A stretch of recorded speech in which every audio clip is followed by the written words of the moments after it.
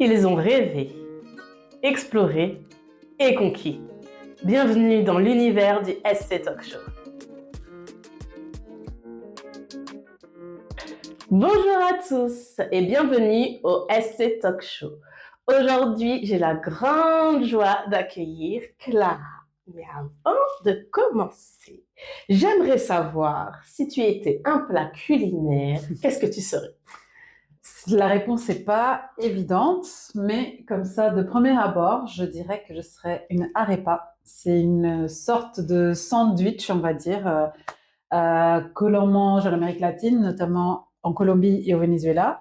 Et c'est un plat qu'on peut manger matin, midi, soir, et on peut garnir un peu comme on souhaite. Voilà. Donc, peu importe le moment de la journée, si tu as un petit creux ou très faim, tu peux être ce plat-là. Voilà. Ok. Ne mangez pas, non. Alors Clara, tu es la directrice communication et marketing de l'association Horizon Éducatif International. Tu vis actuellement en France, mais tu viens d'ailleurs. Alors, est-ce que tu pourrais partager avec nous ton parcours? Très bien. J'espère que les auditeurs auront un peu de temps pour m'écouter. Donc, effectivement, je suis née au Venezuela, mais j'ai grandi entre le Venezuela, la République dominicaine et le Portugal. À mes 10 ans, on est parti vivre au Portugal. Et j'y ai vécu du coup jusqu'à mes 20 ans environ. Et c'est là où mon histoire d'amour avec la France a commencé. Voilà, je suis venue pour mes études Erasmus à l'époque. Et voilà, coup de cœur, je suis venue, je me suis installée ici pendant quelques années jusqu'à ce que je sois partie en Espagne.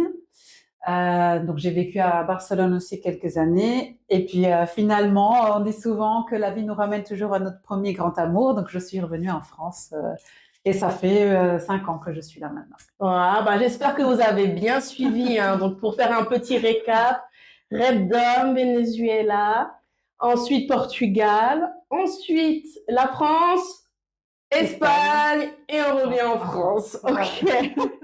Mais du coup, tu maîtrises combien de langues? 5, voilà, Qui sont le portugais, l'espagnol, le français, l'anglais et l'italien.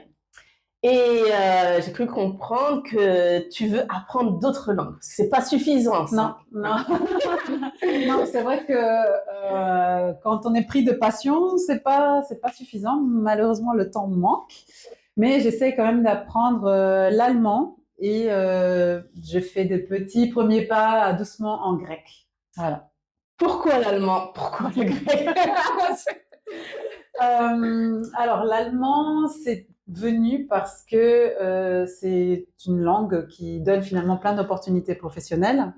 Et aujourd'hui, le contexte géographique dans lequel je vis fait que, effectivement, c'est intéressant de parler la langue.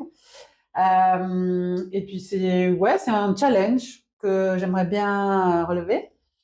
Et le grec, j'ai toujours été persuadée qu'au fond de moi, j'avais des ancêtres, je sais pas, qui venaient de là-bas. J'ai toujours aimé la langue, je la trouve vraiment super, super belle et surtout, j'aime tout ce qui est mythologie. Donc, voilà, ça me permet un petit peu de me rapprocher de tout ça. Merci pour cette belle introduction, Clara.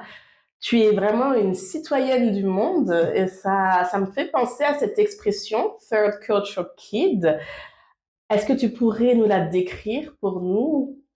Oui, je vais essayer. Alors, c'est une expression que dans mes souvenirs est née dans les années 50, quelque chose comme ça, et qui initialement était censée décrire les enfants de militaires ou de diplomates, par exemple, qui étaient amenés à bouger très souvent de domicile, on va dire, et donc de pays.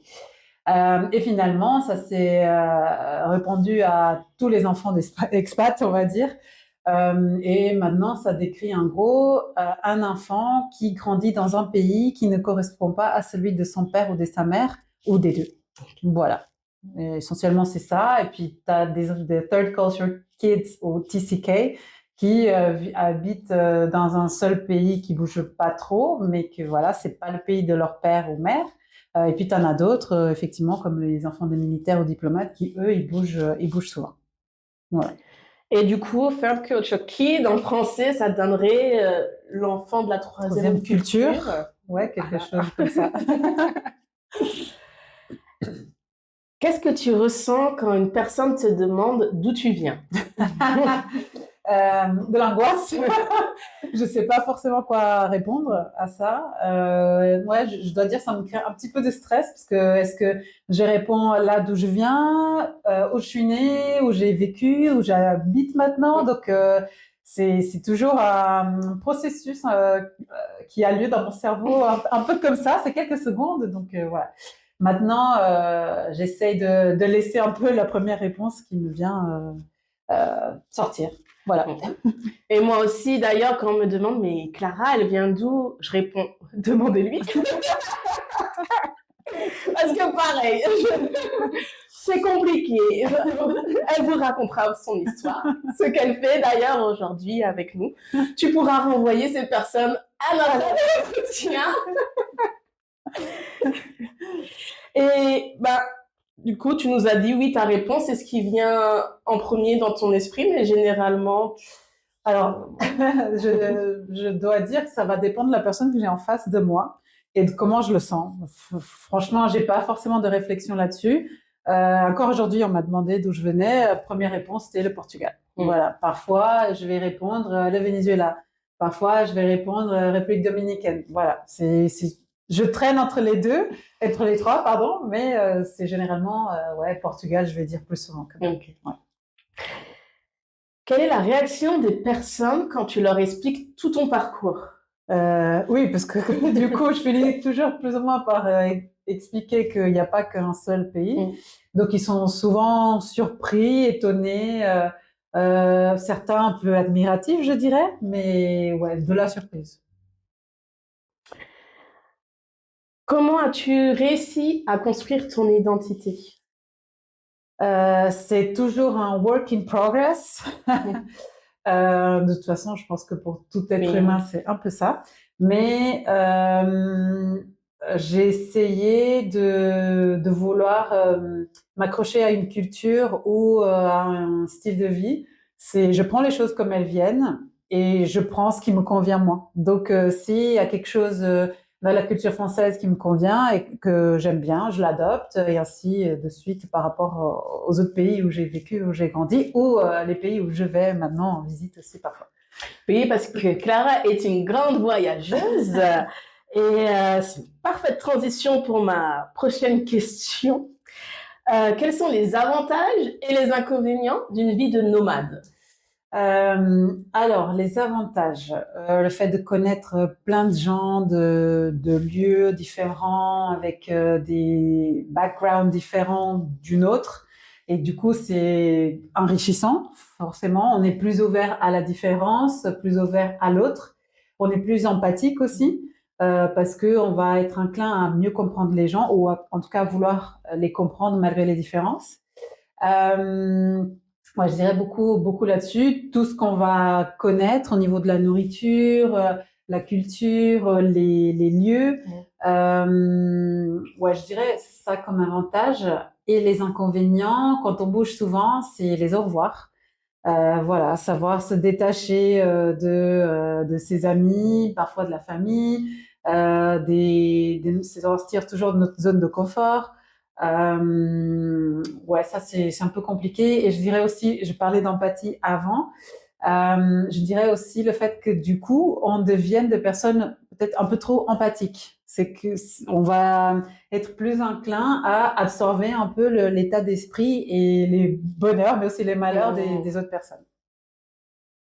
Je vois. Donc aussi, ça t'affecte un peu tout ce qui est actualité internationale, tu le prends tout de suite à cœur. C'est ça, voilà. Tu as plus envie enfin, tu te sens forcément concerné parce que même si c'est pas toi directement qui est touché, soit tu connais des personnes qui viennent de ces pays, soit tu te dis, ah, ça aurait pu être chez moi, peu importe où c'est chez moi. Donc, ouais, forcément, tu te sens concerné. Mais du coup, Clara, aujourd'hui, c'est où chez toi? Ouais, je sais pas. Dans l'avion. Il y avait une période où je trouvais que le chez moi, l'endroit où je me sentais le plus chez moi, c'était l'aéroport, entouré de gens de partout. Voilà, c'était vraiment, je m'y sentais bien. Maintenant, je dois avouer que j'ai un peu la flemme d'être à l'aéroport. Mais sinon, ouais, pour dire chez moi, je vais dire que j'en ai deux. J'ai le chez moi où j'habite, donc le chez moi en France. Et j'ai le chez moi où il y a ma famille très rapprochée, c'est le Portugal. Voilà. Donc je me sens chez moi aussi ailleurs, mais mes deux chez moi essentiels ouais, seront les Portugal et la France. Et il y a un terme, en anglais, le vocabulaire fait bien la distinction aussi entre home et house. C'est ça. Voilà. Mais en français, oui, c'est... oui. Voilà. Chez moi, ma maison. Ma maison. Ouais. Ma maison, disons la maison physique, c'est en France. La maison du cœur, c'est au Portugal. C'est ça. Voilà. Où te vois-tu vivre dans 5 ans? Donc, j'ai aussi appris dans la vie qu'il fallait pas faire trop de plans parce que souvent, ça se passe pas forcément comme on a prévu. Donc, à l'heure actuelle, je n'ai pas de plan précis. On verra où le destin veut bien me mener. Idéalement, moins bouger ne me fait pas de mal. Donc, rester en France me convient. Mais je n'exclus pas le fait de bouger au Portugal ou ailleurs. Nous allons à présent faire un petit quiz. Donc, Clara, tu dois répondre en toute honnêteté, sans crainte de représailles, ni des Français, ni des Vénézuéliens, ni des Dominicains, ni des Portugais. Couvrez-vous les oreilles. Quel est le pays où tu as le mieux mangé? Ouais. Il y en a deux, je peux donner deux ou qu'un seul? Encore. Allez, un et après ex aequo, tu peux nous donner le deuxième. Alors, je vais dire l'Italie. Oh. Ouais, en premier. Ok. Ouais, j'avoue que je me régale à chaque fois que j'y vais. Ok. C'est valeur sûre. Valeur sûre. Valeur sûre. Ok. Vous avez entendu ça, les Français? C'est pas grave. Et donc, le deuxième? Je vais dire... Non, allez, je dis quand même la France. Non, la France,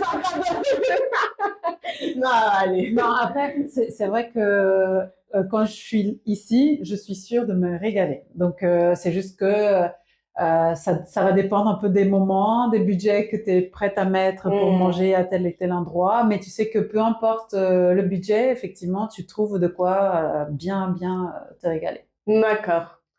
Italie premier, France deuxième, très proche. Quel est le pays où tu as été le mieux accueilli?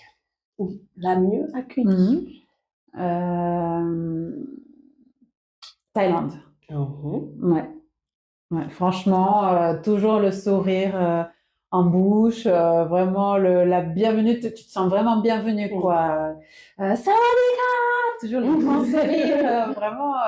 Et même les enfants, ils viennent toujours te voir facilement. Ouais, je me suis vraiment sentie très, très bien là-bas. Okay. Dernière question. Quel est le pays où tu as eu le plus d'opportunités de développement personnel?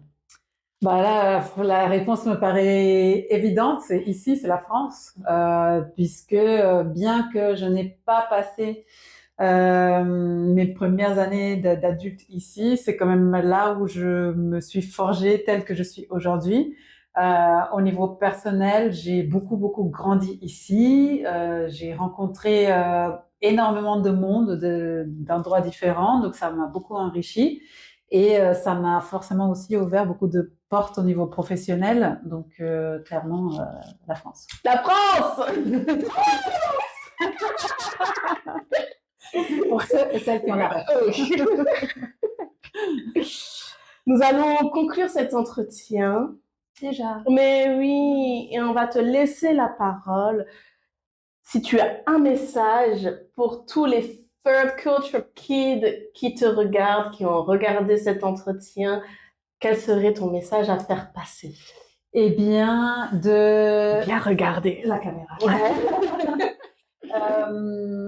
De ne pas vouloir rentrer dans un moule, une case, ça ne sert à rien. Soyez vous, comme vous êtes.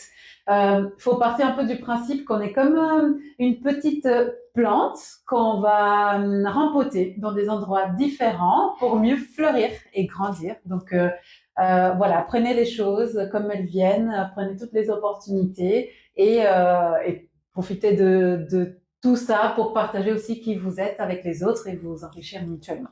Voilà. Ah, merci beaucoup, Clara, Avec plaisir. d'être ma première invitée. J'espère que ça vous a plu et je vous donne rendez-vous au mois prochain pour un invité très spécial. Allez, à plus!